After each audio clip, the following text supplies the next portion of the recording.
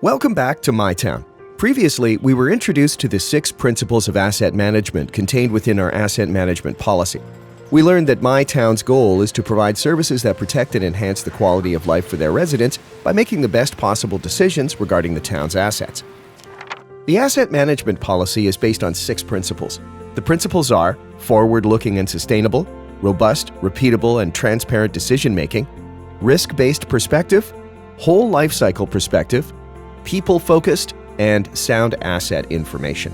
In this video, the champion of whole life cycle perspective will guide MyTown in understanding this principle. MyTown is made up of many different assets such as roads, bridges, facilities, vehicles, equipment, and parks. Factors such as wear, damage, obsolescence, or changes to levels of service may bring about these assets' end of life. It's at this point that a decision needs to be made as to whether these assets are to be renewed, replaced, or disposed. Everyone that works with an asset during its life cycle is contributing to its cost, whether you are constructing, installing, operating, maintaining, repairing, renewing, or disposing. These are all the costs necessary to own and operate assets throughout their life cycle. The sum of these costs over the life of the asset is described as the whole life cycle cost and needs to be considered when the asset's end of life has been reached and a decision needs to be made. MyTown is procuring a new asset to replace a similar existing asset that no longer meets service expectations. There are lots of options out there that seem to do the same job and provide the expected level of service, so why not just buy the lowest cost one? Option B is the lowest cost. Whole life cycle perspective should be considered in the decision-making process. Let's look at all costs related to an asset throughout its life. If the asset lasts 20 years, let's look at the different costs that are included to purchase, install, operate, maintain, repair, and dispose.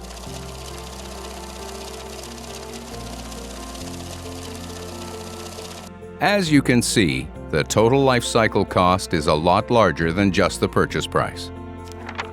This asset costs less to purchase, therefore you would assume it would provide the best value to MyTown.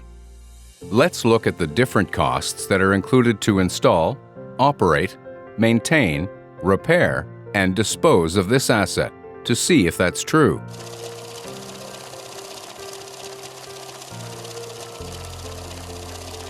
As you can see, although the purchase price is less, the cost to maintain and operate this asset cost more per year, therefore causing an overall higher whole life cost.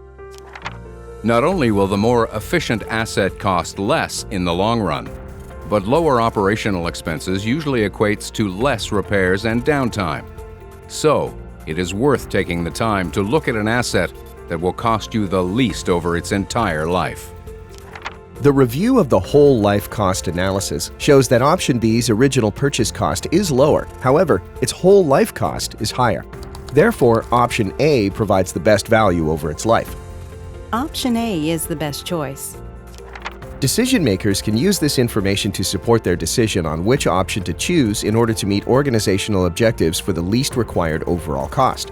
Other life cycle activities that may influence their decision are resource management, shutdown and outage management, environmental considerations, reliability and availability, and business continuity concerns. Managing the asset throughout its life cycle, from acquisition to disposal, with a whole life cycle perspective is key to meeting asset management objectives. Whole life cycle perspective is one of the 6 principles of MyTown's asset management policy. You too can be a champion of this principle.